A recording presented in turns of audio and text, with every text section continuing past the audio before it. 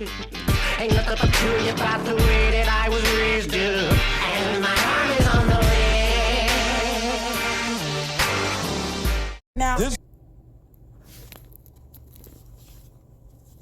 Hey everybody, I hope y'all can see me okay, and you probably can hear me better too since I'm in the car and got the Bluetooth hooked up. I guess I can't blow that up, but alright.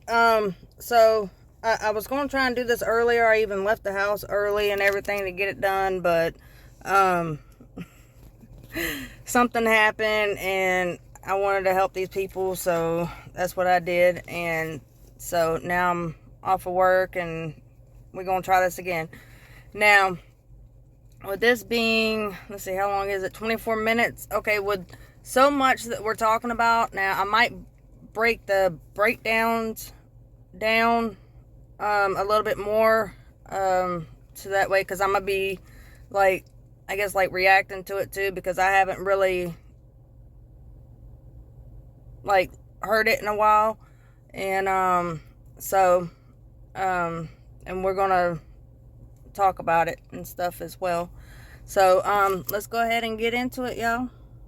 Ain't nothing peculiar about the way that I was raised, and my arm is on the way. The reason she was calling is because she wanted her family to know so they could find her quickly. Right.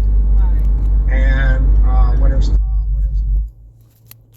Alright, so she was calling 911, and this is what the officer that he was talking to whenever he got back. So remember, he went to the gas station and got him a lighter, and we'll talk about the lighter and stuff too later on in more detail.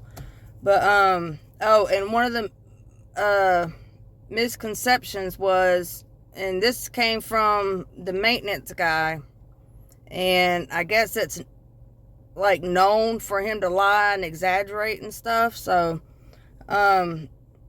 where he went and left and then came back in a different car, that did not happen. He came back in the same truck, still had his boat and everything. So so he did not leave and then come back in a different car.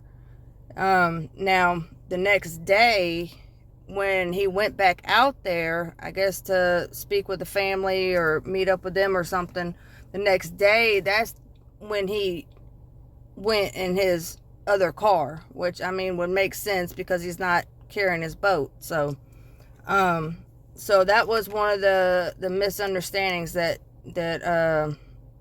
was also said too. And I mean, I believe that too, because I mean, we didn't know and nobody had really asked about it. So I mean, I thought that was strange too. So I was with y'all on that. So that's why I made sure that we talked about that.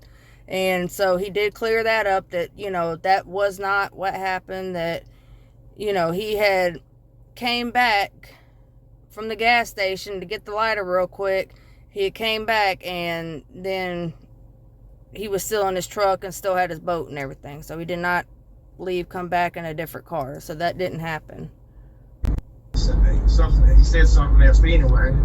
Did you find that odd? Or, I mean, was that like weird to you that, I mean, they had that much information at that time? Well, I didn't really find. I got sick on my stomach. Right. Yeah. I broke down right there. I said, "Man, no, don't tell me that." He said, "Yeah, that's what happened." But anyway, he sent the drone off, and he called me over there, and he said, "Is this something where?" I said, "Well," I said, "I really can't tell you nothing about what you're trying to show me."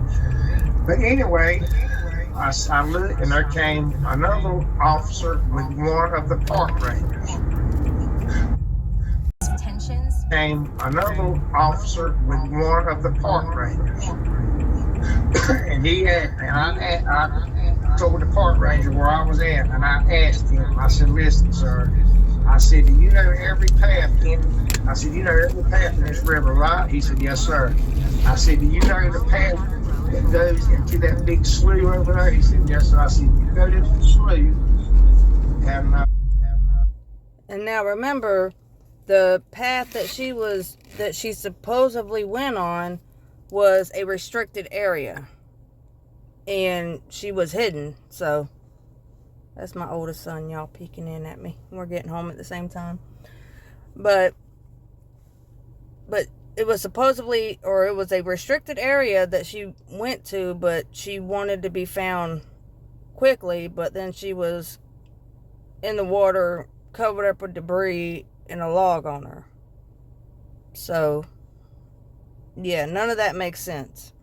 And Mr. Johnny even said, that didn't make any sense to him either. I mean, especially when he went or whenever he went in there, he didn't see her, he didn't see anything. He just saw things that were placed like in a row. So it's like her purse, sunglasses, like somebody placed it there. And like someone had said earlier to me was that, like, why would she take all that stuff with her? I mean, wouldn't she leave it in the car locked up and then have the keys somewhere so that way the roommate could get the car or something a lot easier? And that had crossed my mind too, and I was like, you know what? Yeah, she would have just left that stuff in the car, because we know there was no signal out there. And so yeah, there's a lot of stuff that it's, like there's no way. I mean, it's physically, logically, everything, like, it is impossible. And so that's why we're trying to get the truth and trying to find out, what really happened. I think that's where you'll find what you're looking for. Yeah. I didn't just say it right there. I think you'll find what you might be looking for. Right.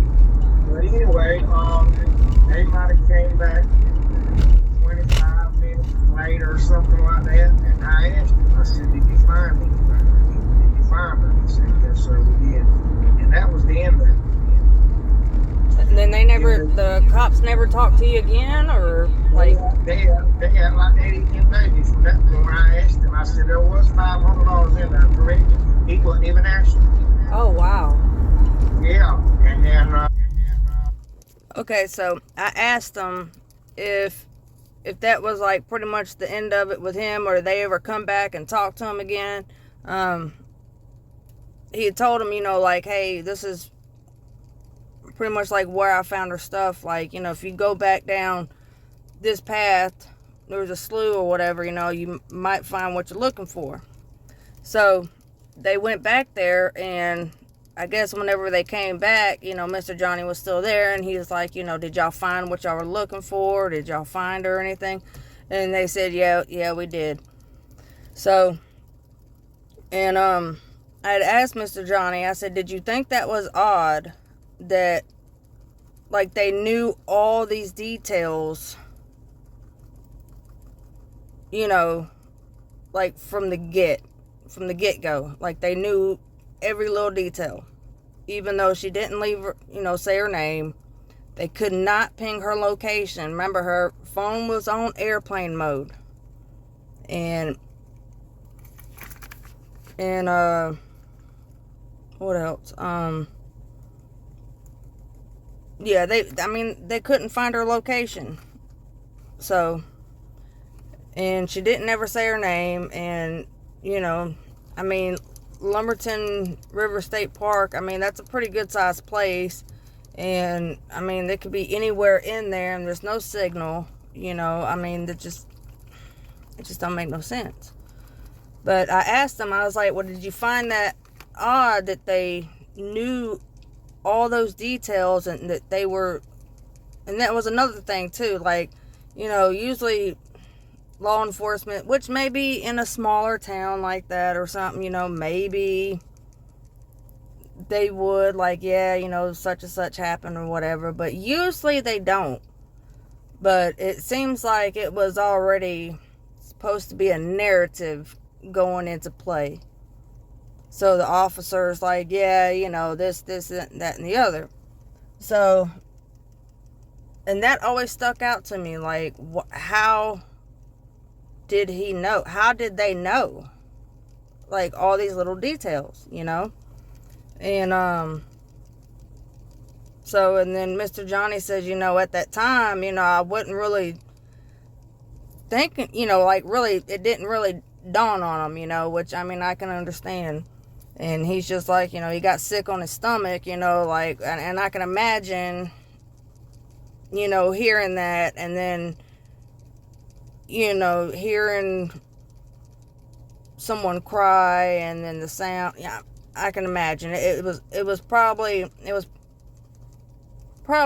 you know, was traumatic for him, you know. So, and so yeah. He made me sign a statement, this, that, and the other, and I even gave him extra information in case he needed to get up with me. Right. And Mr. Johnny says, you know, oh yeah, asked if they ever, like, reached back out to him, or, you know, did they ever call him or anything like that, or, you know, was that just said and done? And he says, you know, they had him sign a statement, you know, and that he gave him all his information, even extra information, just in case that they needed to contact him or get up with him, you know, and just, you know, like, trying to do the right thing, you know. Okay, I never heard nothing else from him again. You know, I told you the story about me calling the law until they need to do further investigation. Right. Yeah, and they just pretty much just brushed you off, and, you know. And see, Mr. Johnny, too, because I asked him, you know, did they ever contact, like, you would think that they would call and say, okay, well, what happened? How was the things placed? You know, whatever. Oh, and he even asked the officer, you know, he was like, you know, was the 500 or was the money still in the bag? You know, he wanted to make sure that the money was still in there. And he said they wouldn't answer him. They wouldn't give him an answer if it was in there or not. So, and I would think, you know, like, if you know these details already, like, you would confirm, you know, law enforcement would confirm that, yes, sir, you know, it was in there, you know, and we're going to give it to the family, or, you know, whatever, you know. So, but they wouldn't even tell him that. And I think that's something he had the right to know. I mean, he found it and let them know that, hey, this was in there, you know, and he wants to make sure that everything that, you know, that was in there, you know, when they got it. And that kind of helps clear him some too, you know, because, like, he's being upfront and honest, like, hey, you know, I did open it, and that's how I knew her name, and, you know, this was in there and that was in there. And then, you know, I mean, that kind of confirms a lot of the evidence and stuff that was left behind. So, and he said they wouldn't even answer him. And he even, I think he says that, and I think he's about to talk about it, so, I mean, I might be getting it a little mixed up, but I mean, but he did say that he did reach back out to law enforcement, and I think one other time, I think he called, and then another time he went up there and said, you know, hey, you know, I don't think she did this. You know, something's not right. Like, this needs to be further investigated. And we talk about that. I think that's coming up right now. Let everybody run with everything with you, and not like say, hey, you know, Mr. Johnny here, you know, like, we did investigate and he is good, you know. I know. Let me tell you, on Father's so sorry. When Father's Day came, that's okay, baby. When Father's Day came around, I'm gonna tell you what I did. And that was on a Sunday. I figured, you know, the sheriff probably weren't around. But I just got some news that day or the day before or something. I would just give them a little word, you know, for myself. But I went to the sheriff's office on Father's Day. The magistrate was there. I said, look, I said, now, I'm what they call the fisherman on this Mica Miller case. Mm-hmm. I said, I know Sheriff Stone has got a Facebook page. I want him to get on there and try to put a word out there about me that I had nothing to do with this. I said, y'all can at least do that for me. Right. let me get your number, sir, and we'll get back. I ain't never heard nothing else back from them. Wow. Nothing. But you know what I said? And if you think about it, they let, Mr. Johnny's like the only one that has spoke and said anything, So, I mean, we've gotten a lot of information from Mr. Johnny. And,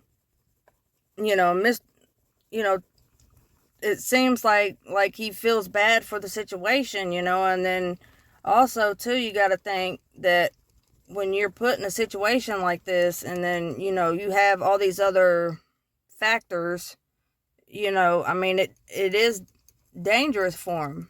I mean, he's had people that reached out to him and messaged him and like with threats and stuff. And I've seen those messages. And, I think in the first video that, in part 1 of our conversation, I had, showed some of those messages.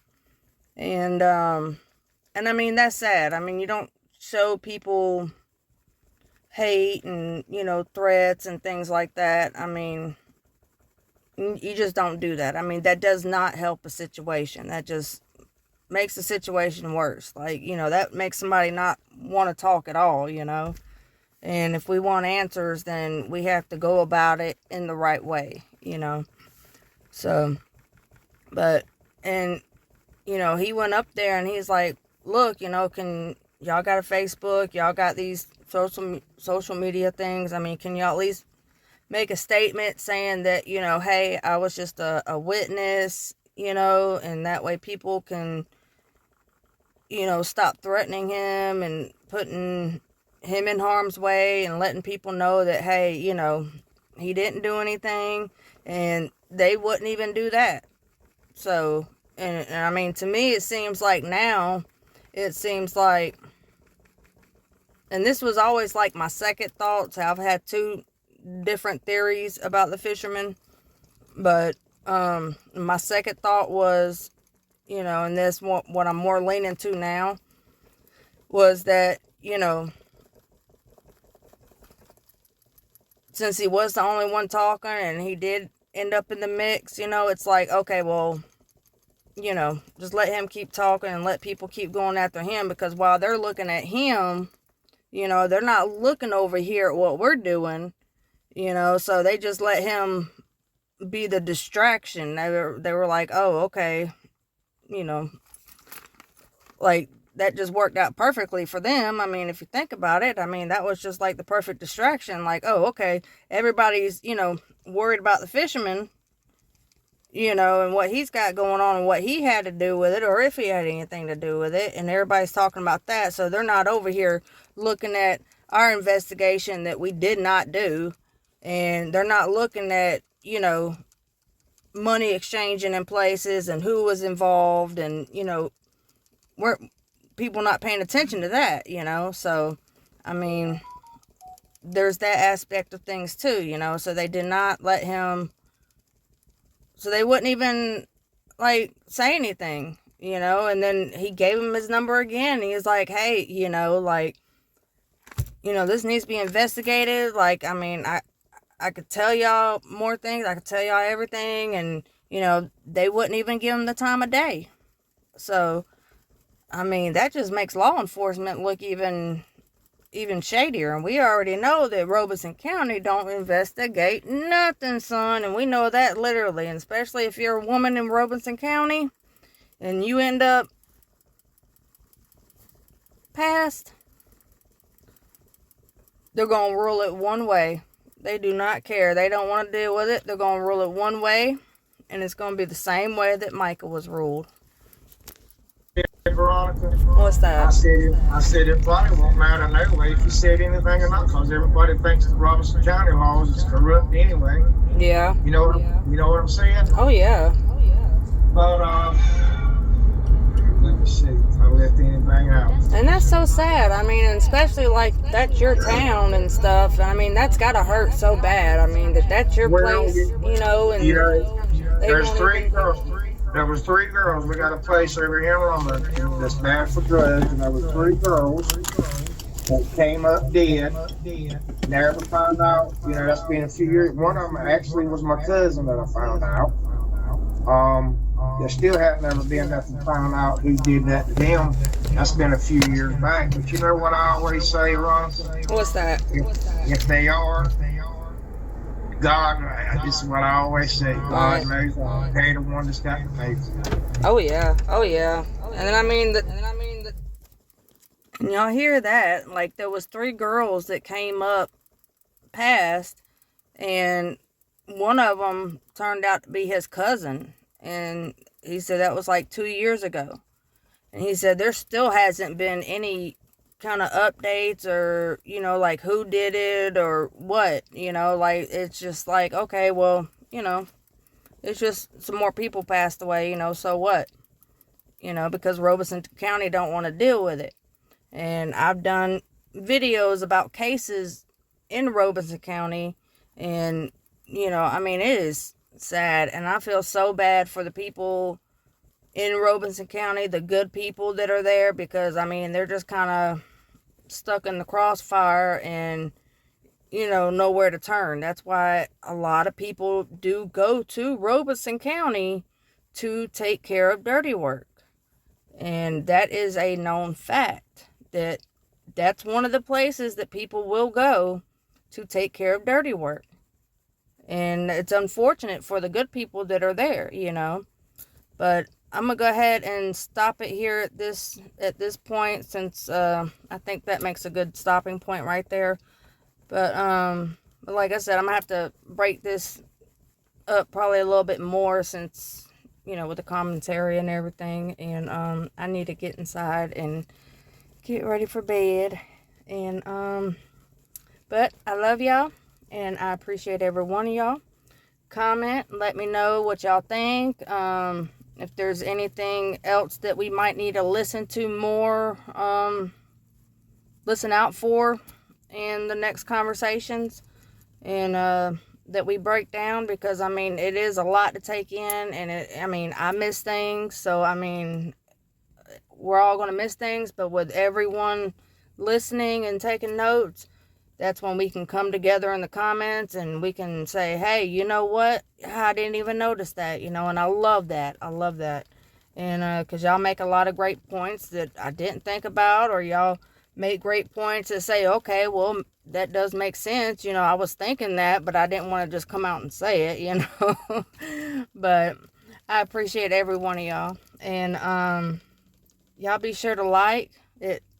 It helps the algorithm and let YouTube know I'm doing a good job, I guess, and helps get the information out there. And subscribe, and I guess turn on notifications, because I've let y'all know from the get-go that I am just random. So turn on your notifications, and I promise I'm not going to be one of those ones that blows your phone up all the time. It's just I'm random. Like, it's just how life is. But I love y'all. Like, subscribe, comment, please. And I love y'all. And if today's your birthday, happy birthday. And y'all stay wonderful, my unicorn warriors. Bye.